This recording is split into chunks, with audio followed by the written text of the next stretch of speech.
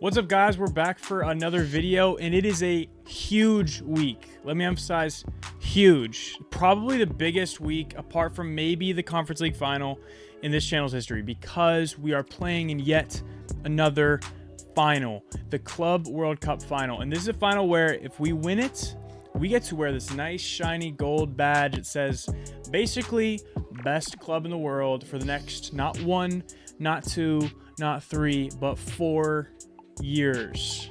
Guys, that's crazy, and that is what we have the opportunity to do this coming Sunday.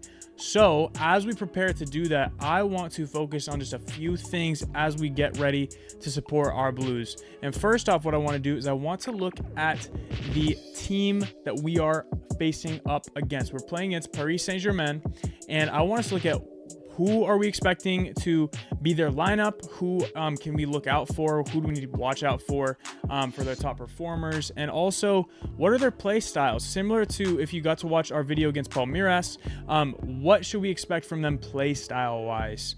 And how can we line up against them to the best of our ability? So as we do that, guys, let's go ahead and hop over onto SofaScore, where we're going to look at what is generally their starting 11 look like. So let's go ahead and do that. All right, guys, so you see right here on SofaScore, this is the lineup, the 4-3-3 formation that PSG used to absolutely and utterly dismantle Real Madrid, which makes me, you could say, a little nervous, but you know, we're gonna continue on anyway. We ball. So let's look at this lineup. So they have in goal Donnarumma, and then in their back four, Hakimi, Marquinhos, Beraldo, Mendes, and then in their midfield trio, they got João Neves, who I did a comparison with Andre Santos too. So it's gonna be fun to be able to watch him. He's a really exciting young player. Vitinha, arguably their most unsung hero. Fabian Ruiz, who is amazing against Madrid, and then the front three, very dangerous, of Desiree Doué, Ousmane Dembele, and Kvaratskhelia. Fun name to say. A lot of challenging names to say in there. But anyway, that is the 11 that they're lining up with, and honestly, I think it's going to be extremely similar to what we're going to go up against on Sunday, because they have two players who are suspended for that match. First, it's William Pacho, who is their center back, and then their second player who is suspended is Lucas Hernandez, who is another fullback, but he never really starts for them anymore, which is crazy to say, because I remember when he was one of the best. So the biggest difference we'll see, primarily, sorry if the screen blinked out there for a second, is the fact that they won't have Pacho is a big loss for them, but it will be Beraldo, who played well. But I do think that is a positive. So that is what we're going to see from their starting 11. Obviously, Ousmane Dembele is a very dangerous player, one of the best in the world this season. He was absolutely lethal up front, which is crazy to see. Marquinhos is such a solid center back, has been for years. I kind of wanted us to sign him for a while. Maybe it was my Thiago Silva bias, and just a little bit of feelings of missing my guy Thiago, because he's another, captain, elite level Brazilian talent.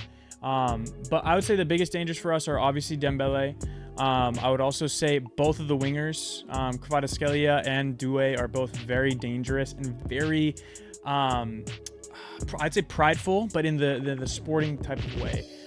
They're very confident in themselves going one-on-one against players. They love one-on-one skillful talent, and that kind of leads us into the play style of PSG, which I really want us to hit on for a second, of what can we expect, because what we expect is going to affect the 11 that I choose for Chelsea Football Club. So let's go ahead and look here. We're now on whoscored.com, which is a really cool website I don't see used super often, that talks about strengths and weaknesses based off of statistics for each team. So let's look at this, and we're not going to read every single strength and every single maybe every weakness, because we want to focus on that, right, to be helpful. But the strengths I want to focus on right here, if you're looking, first, the fact that they're lethal. They finish their scoring chances. They have a lot of players that score goals, so they don't need many chances, even though they do produce a lot of chances. And the most important, however, I would say, attacking down the wings, and lastly, creating chances through individual skill. What this means is they do not have to do this Pep Guardiola type of football where they create, hold possession, even though they do sometimes have a lot of possession. What oftentimes they can rely on is individual brilliance, because they have so many wonder kids that, like I was just saying, are extremely confident in and of themselves. Like Kvisha, like Doué, like Dembele, all these extremely talented players that are very good with their feet and they're very skilled.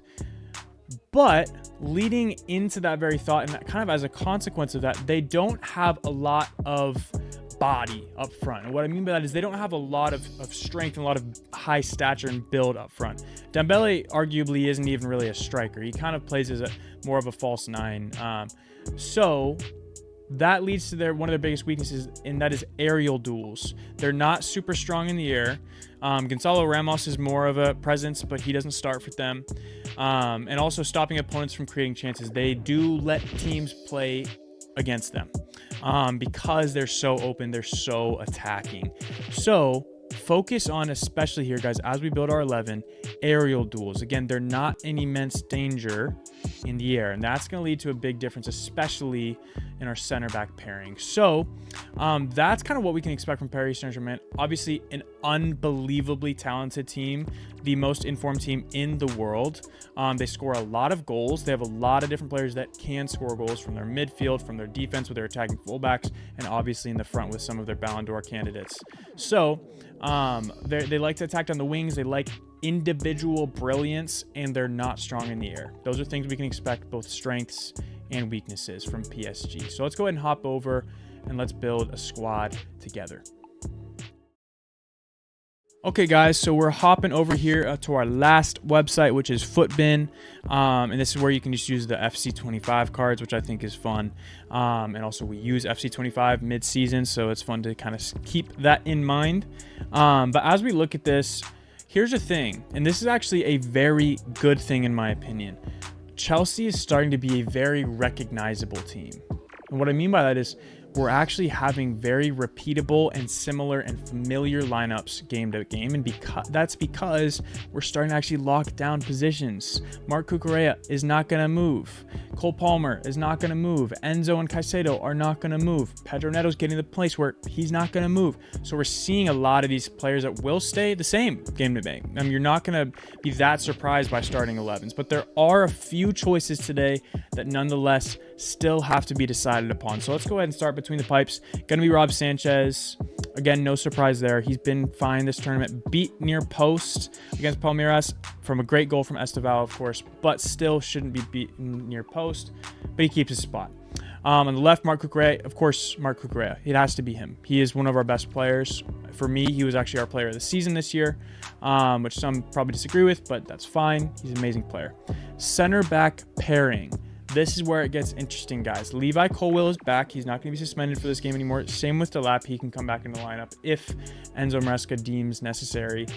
But Levi obviously goes in. He is a automatic starter. He's probably one of the first on the starting 11 sheet, along with Mark and probably Cole and Moises. But his partner, that's where it gets interesting. Who do we partner with him? The question is, it's either got to be Treva or Tosin. And this comes back to what I was talking about with the strengths of PSG. They are stronger in individual play, in skill, than they are in the air. Who would you start then in that kind of scenario if they're stronger individually than they are in the air? I would start Chalobah, and the reason for that is not any dig against Tosin. Tosin is just longer, he's lankier, he moves a little bit slower in his quickness. He actually is pretty fast, but his quickness leaves a little bit to be desired in my opinion. Trev can do one-on-one defending better. He has right back as something that's in his pocket. He has done that before because he's able to do one-on-one defending. So I want Trev in there. And then the right back position, another interesting decision. Reece or Malo. And hear me out. I actually think Malo Gusto is a tremendous one-on-one defender. So if you're thinking, oh, logically, well, you should have Malo then. I'm not going to. The reason for that is because if Malo is a conventional right back, yes, I would agree with you. I think he's an amazingly talented 1v1 defender. However, he's not a conventional right back in this system, and I think he leaves everything extremely open when he has to slot in the midfield, and I think Reece does that better. And he also allows Mark to move up more because he can be that third center back. So I'm putting in Reece, assuming he's healthy.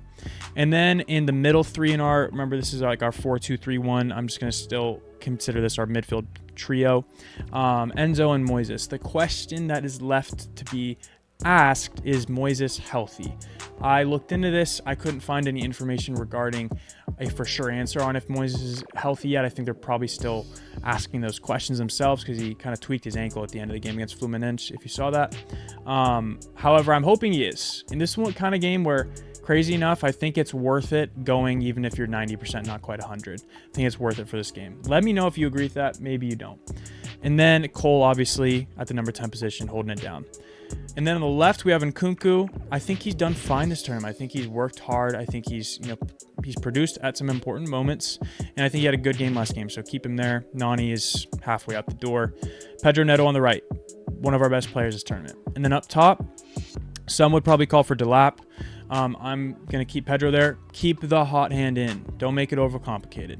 So that's the starting 11. I think it is a starting 11 to compete. So let's go ahead, guys, and wrap up this video.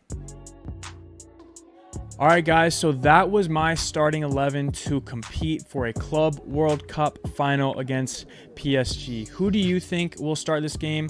What would you change from my starting 11? Do you agree that because they're such an individually based, talented team, we should start a player like Trev over a Tosin and a Reece instead of a Malo? Let me know if you agree with that in the comments down below.